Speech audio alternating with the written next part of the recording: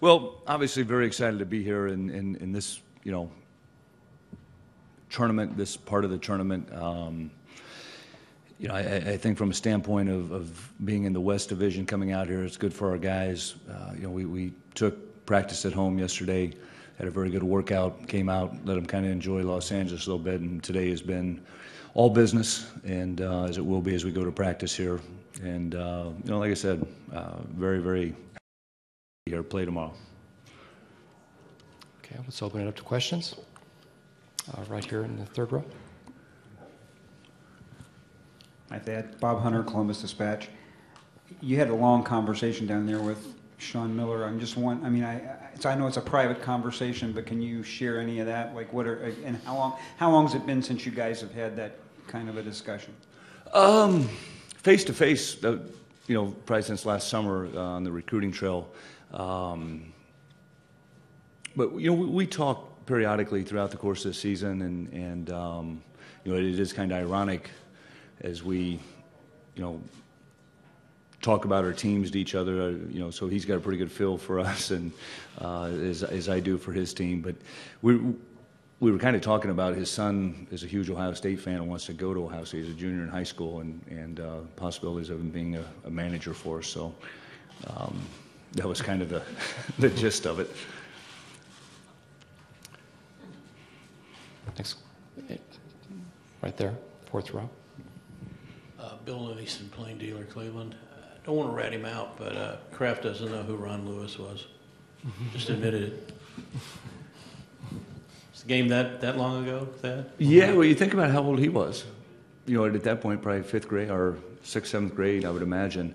But I think Ron's been back and played. He's living in Houston now when he's not overseas, but I know he's been back. I don't know if Aaron maybe been when he was injured this summer or whatever, but I'll brief him on it. Rick Riley. Rick Riley, ESPN. How's Sean Miller as a roommate? Sloppy. Yeah.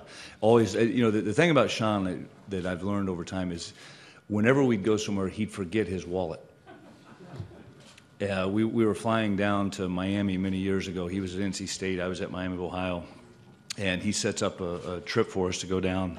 Jeff Van Gundy was coaching the Knicks. Stan was Pat Riley's assistant. And he says, hey, we're going to go down. We're going to go to Stan's house, all this. So we'll meet at the airport.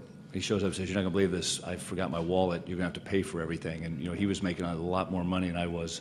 And but that's him. And we shared an office together, for a year at Miami of Ohio. And quite honestly, he taught me a ton, just in terms of he came from a basketball family, and obviously his brother Arch, the Dayton coach, worked for me for 2 years, and special friend, somebody that I'm very, very excited that he's here. I don't like the fact that we're playing, but I'm happy as can be for him. Next question. Sean was saying the other day about how competitive you are, and I'm curious if you guys ever played pool or ping pong, or was there anything that the two of you would battle over? We used to play back when I was healthy. We may have shooting contests or whatever, and they would get kind of heated up. But he was a passer, not a shooter. I was a shooter, not a passer. So you can figure out how it went. But I could never do the ball.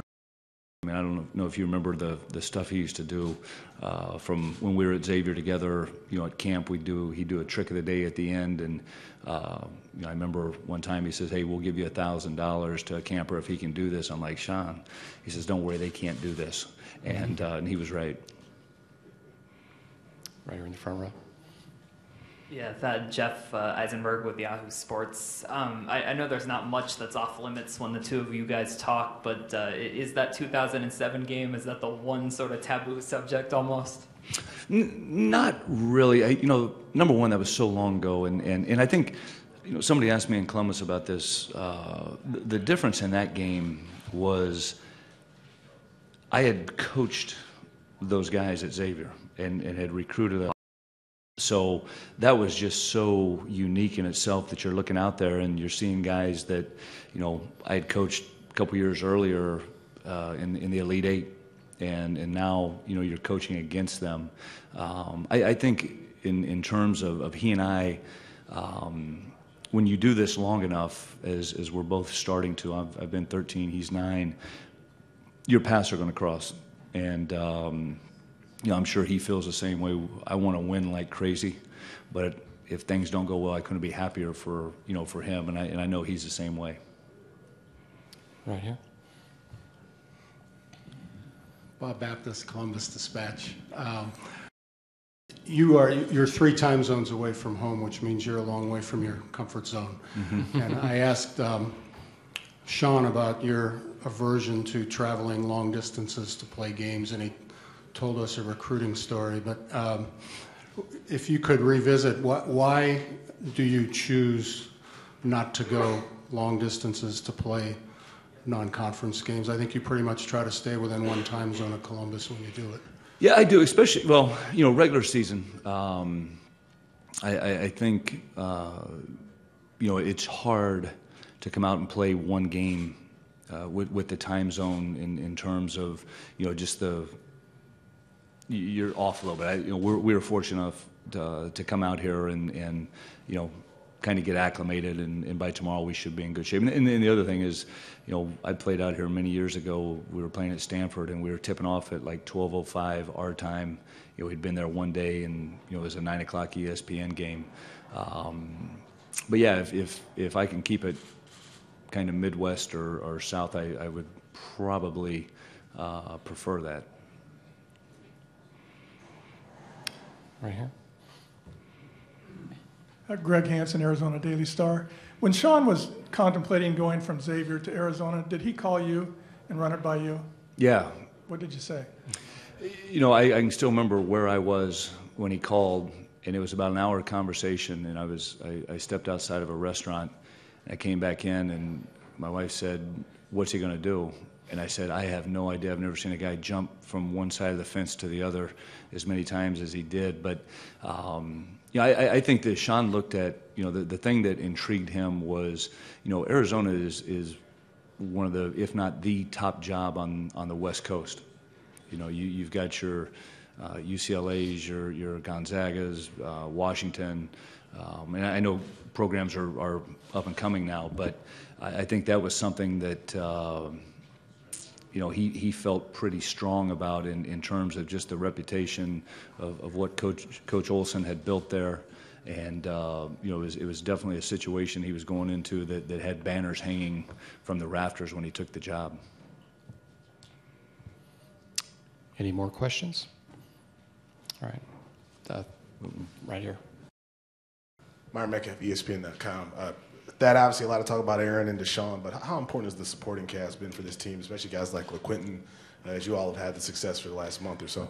Well, they've been the difference, and the thing that I've enjoyed watching come to fruition is just those guys accepting, but then taking great pride in their job, and I think that's kind of been one of the biggest keys for this basketball team.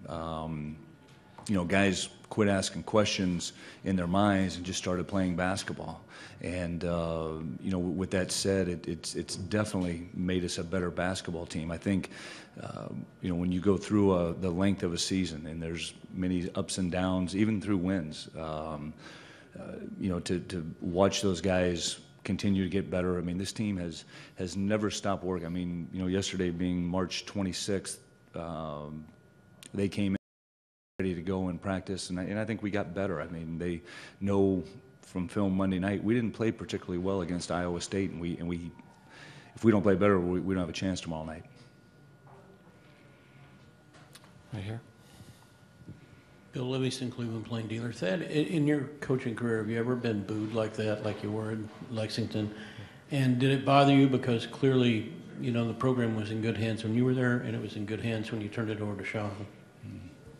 You know, my dad told me when I was a young kid, he said, one of the greatest compliments you can ever be paid is booed by opposing fans. And I think this. I had 3 great years there, and I think from the standpoint of when we got there, we left the program in better shape, and obviously Sean took it and continued to roll with it. That stuff never has bothered me. I'm one of these guys. I'm always playing forward. I never look backwards, and it'll be. Hopefully they'll be rooting for Ohio State tomorrow night, since Sean's the one most removed. Any further questions? Right here. When the two of you started at Miami, can you kind of describe what made you hit it off, and was part of it sharing that small office for so many hours a day? Yeah, I think that Sean had just such energy and passion for the game, and this true story. I took the job on a Thursday, and on Friday he asked me. He said, "Hey, I gotta go speak at this clinic. You want to ride with me?" He goes, "I speak tomorrow morning at 8 a.m. for only 10 minutes. We'll get in the car. We'll come back." I said, "Where is he?" He goes, "I'm not exactly sure, but it's around here somewhere." So we left at 6 o'clock from Oxford and arrived in Pigeon Forge, Tennessee at like 3 o'clock in the morning. He got me. And at that point, I kind of knew what I was in for. But I don't know. I mean, I just, his personality, my personality, we've always gotten along really, really well. You guys had just met right before. Yeah, I didn't know him real well, but like I said, it's been great to see him, do, and I was so thankful that he chose to come with us at Xavier, and obviously it's really worked out well for him. Right here. Dad, did you get him back?